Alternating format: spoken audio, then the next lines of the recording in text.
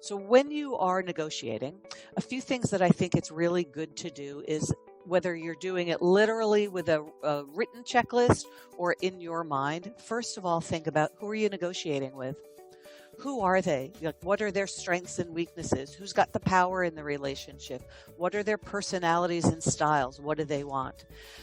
Right? Some people are morning people. Some people are afternoon people. Some people like pictures. Some people like graphs. I remember I was a consultant for a long time at a large accounting firm, and I like to discuss things with people. If I have an issue, I like to come in and talk about it together to see if we can come up with a good solution. And I realized that my boss did not like that. My boss did not he considered those surprises. He wanted information beforehand so he could think about it and then be ready so that you would go and have a discussion. And it was definitely not my style. But I realized that when I would go in and not do that, we often would not get to where I wanted to end up. And it was very painful. And then a lot of work would have to get done to go to where I felt we really needed to be. But I learned that very early in my career. So I would look out, I'd see him in his office, and I would type an email, even though he's right there. But I would type an email and wait for him to tell me he was ready to discuss it. And then I would go in and we would talk about it. And I was amazed to find out how much easier it was to get what I wanted out of the conversation.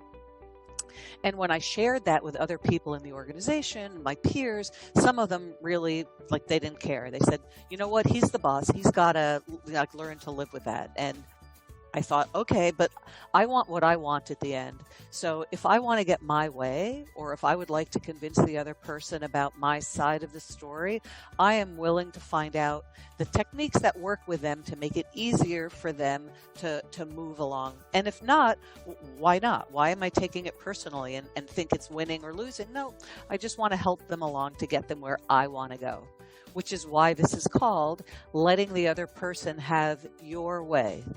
Why not? Brilliant. I'm writing that down. The second thing in terms of the checklist is, what are the issues? And does everybody understand the issues?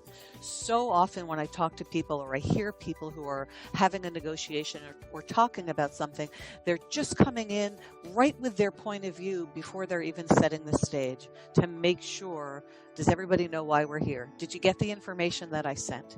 Do you have any questions? Let's go over some of the assumptions together first.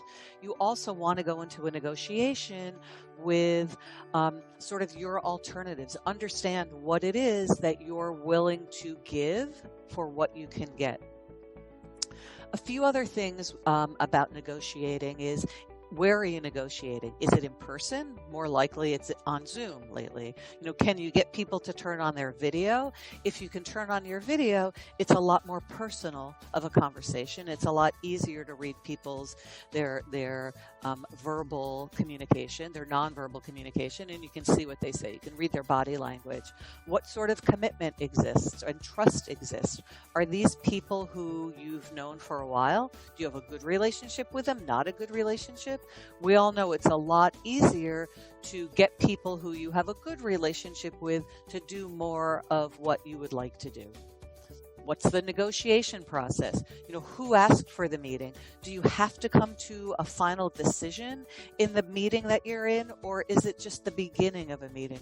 So often people feel like they have to get to the end in something, and so they feel very pressured. I like to think that negotiation is often more of a chess match, where you're just getting from here to another place, and then you'll see what happens. And there may be a follow-up conversation because you